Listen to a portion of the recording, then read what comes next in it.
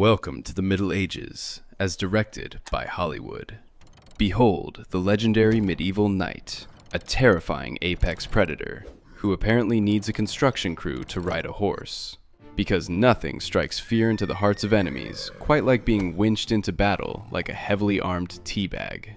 We've all seen this myth, the idea that a knight in full plate armor was essentially a human turtle. If he falls over, he's done for. He just lies there, waving his metal limbs until rust or old age takes him, or until an enemy casually strolls over and pops him open like canned soup. Pop culture tells us armor was so heavy it restricted breathing, basic movement, and human dignity. It's a miracle they conquered empires and didn't just die of exhaustion looking at a staircase. But let's pause and think logically for a second. Imagine you're wearing the price of a small village in bespoke 15th century steel. You are on a chaotic battlefield, facing a very angry guy with a very sharp poleaxe. Would you really pay a fortune to be a rigid metal piñata? Of course not. The absolute worst place you can be in a medieval battle is stuck. So, where did this ridiculous battle crane story come from? Spoiler alert, absolutely zero medieval evidence exists. There are no texts, no drawings, and no records of knights being winched onto horses. It's a complete fabrication. A joke that later historians and Hollywood took way too seriously. Meaning generations of moviegoers have been spectacularly lied to. It's time to snap the crane and crush the myth. Literally. Because the reality of plate armor is vastly more terrifying than the fiction. Let's strip away the Hollywood nonsense and look at the actual math. A complete suit of 15th century field armor weighed between 20 and 30 kilograms. That's roughly 45 to 65 pounds. Heavy? Sure. But if you put 30 kilograms in a backpack, it crushes your shoulders and murders your spine. Plate armor didn't work like a backpack. The secret was absolute mathematical weight distribution. Every single piece was laced to an arming doublet, spreading the load evenly across your limbs and hips. This wasn't off-the-rack fashion from a medieval discount store. It was bespoke, custom-fitted engineering. A master armorer measured you like a high-end Italian tailor. If the center of gravity was off by a fraction, you died. Look at the joints. Shoulders, elbows, and knees were protected by articulated steel plates. Sliding rivets allowed these limbs to compress and expand smoothly with human anatomy. You weren't wearing a rigid metal box. You were wearing a wearable machine. It was practically a medieval exoskeleton, without the annoying battery packs or sci-fi lasers, sadly. The result? Complete range of motion. You could rotate your shoulders, bend your waist, and touch your toes. Yes, a fully armored Lord of the Realm could absolutely do a jumping jack. Even the feet were engineered. Sabatons had hinges so you could run naturally on the balls of your feet. You weren't a clumsy tortoise. You were an armored athlete wrapped in an impenetrable second skin. The armor moved seamlessly with you, perfectly balanced to keep you alive in the ultimate medieval meat grinder. And if you think I'm exaggerating about the jumping jacks, wait until you see what the actual historical combat manuals expected these guys to do. Welcome to the actual evidence. No Hollywood scripts, just 15th century reality. Meet Fiore de' Liberi, a medieval combat master who wrote the ultimate guide to not dying. His manuscript from the early 1400s doesn't feature a single helpless metal turtle. Instead, it shows fully armored knights performing aggressive judo throws on each other. And guess what? They mounted horses completely crane-free. You just grab the pommel, put your armored foot in the stirrup, and hoist your own weight. Because if you needed an engineering team to get on a horse, a crossbow bolt would find you first. But what happens if our knight is knocked into the mud? According to the movies, he waits for rust to take him. According to history, he rolls over, leaps to his feet, and draws his dagger. Modern experiments with perfectly replicated plate armor prove this definitively. A trained professional in 30 kilos of steel can sprint, vault, and do a forward roll. Yes, medieval combat rolls. Video games weren't entirely wrong about that one. They could also climb vertical siege ladders with astonishing speed. Try scaling a wooden ladder if your knees can't bend. You just become boiling oil target practice.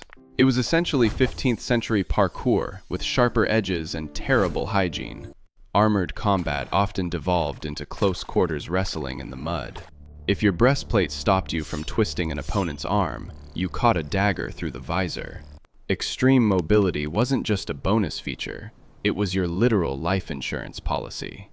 But wait, if battlefield armor was so incredibly light and flexible, why are there museum pieces that weigh a ton and basically lock you in place? Ah, the museum paradox, where historians and filmmakers get spectacularly confused. You walk into a museum and see a suit of armor that weighs twice as much and has zero neck mobility. You immediately think, aha, the human turtle was real. But you're looking at a very specific medieval extreme sport. Welcome to the joust, or as I like to call it, two nobles riding heavy horses directly into high-speed brain trauma. Tournament armor was absolutely not battlefield armor. On a muddy battlefield, you need to look around to avoid getting stabbed in the back. In a joust, the enemy is only ever exactly in front of you, coming very, very fast. So armorers bolted the helmet directly to the breastplate. No neck turning, no peripheral vision. They reinforced the left side to absurd thickness because that's where the lance hits. This specialized jousting gear could weigh over 40 or 50 kilograms. It was essentially a medieval tank, designed for exactly one straight line of movement. If you tried to wear this monstrosity on a real battlefield, a peasant with a rusty spoon could probably outmaneuver you and steal your wallet. This is exactly where Hollywood screwed up. Filmmakers looked at these massive jousting suits in museums and assumed all knights wore them everywhere. That is like assuming modern soldiers go into combat driving a Formula One race car, or wearing a deep-sea diving suit to a local bar fight. Sure, you're protected, but you guarantee you will die looking like an absolute idiot. The crane myth was born because people mixed up a medieval extreme sports athlete with a frontline soldier. But wait, even the field armor was heavy, right? Let's ask a modern soldier. Let's play a quick game of who carries more crap. In the left corner, our medieval knight in full field plate, tipping the scales at 30 kilos maximum. In the right corner, a modern infantryman. Let's tally up his gear.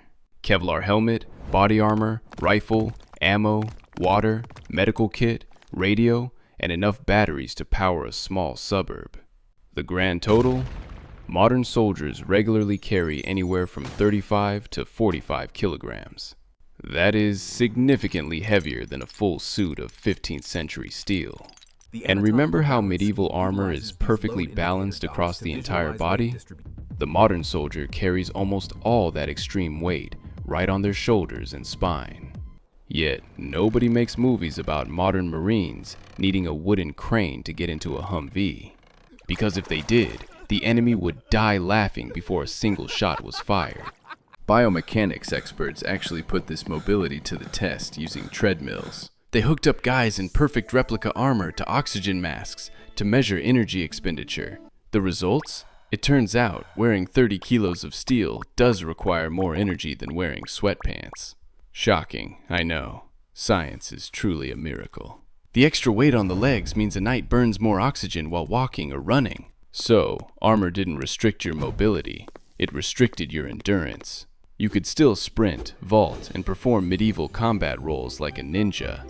You just couldn't do it for 3 hours straight without throwing up in your helmet, which, given the extreme lack of medieval visor wipers, was generally discouraged. So if knights were agile, and the science literally proves it, who actually started the turtle myth? The answer is Victorian gentlemen. The 19th century was a golden age of industry, literature, and completely making up history. Victorian antiquarians loved the medieval period. They were obsessed with chivalry and romance, but they weren't exactly frontline combat veterans. When they started organizing the first grand museum collections, they found those massive jousting suits. Having never worn one in a mud wrestling match to the death, they just guessed how it worked. Good heavens, they deduced, sipping their Earl Grey. A chap simply couldn't move in this. Then along came 19th century writers and satirists who needed a good punchline. Enter Mark Twain, who famously featured a knight needing a hoisting derrick to mount his horse in a novel. It was meant to be a hilarious parody, fiction, a literal joke, but the public swallowed it whole, because a knight stuck on a crane is incredibly funny. Tour guides at historic castles quickly realized that tourists loved a good spectacle. The truth, that knights were simply fit athletes doing deadly parkour, was boring. But telling them that a noble lord had to be winched like a sack of potatoes, that got tips. So the rumor spread, from tour guides to textbooks to early cinema. By the time Hollywood started making knight movies in the 1920s, the myth was holy gospel. Directors just assumed, well, the Victorians said they were metal turtles, so bring out the cranes. Nobody bothered to ask an actual historian, or, try wearing the armor themselves. And why would they? The clumsy, tumbling metal idiot makes for great physical comedy.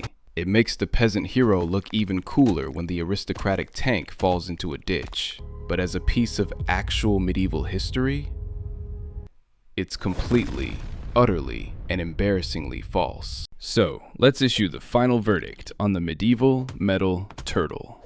Well-fitted plate armor was the absolute pinnacle of 15th century military engineering. It perfectly distributed 20 to 30 kilograms of bespoke steel across the entire human body. It allowed highly trained warriors to sprint, jump, vault, and wrestle in the mud to survive. The crane story is just a Victorian armchair joke that Hollywood swallowed whole. A spectacular misunderstanding between extreme jousting sports and actual battlefield survival. Which means, if you ever find yourself time traveling back to a muddy 15th century field, and you see a fully armored lord charging at you with a poleaxe, do not assume you can just casually jog away and let him rust. He carries less weight than a modern marine, and he will absolutely run you down. The human turtle is dead. Long live the terrifying steel exoskeleton. But our journey through history's greatest lies doesn't end here. Pop culture has ruined more than just the Middle Ages. Let's sail north to the freezing fjords and the legendary Raiders of the Sea. The fierce, bloodthirsty Norsemen who supposedly charged into battle wearing cow horns on their heads. Wait, did they actually do that? Or is it just another theatrical joke? Tomorrow, did Vikings really wear horned helmets? Subscribe to uncover the next historical myth.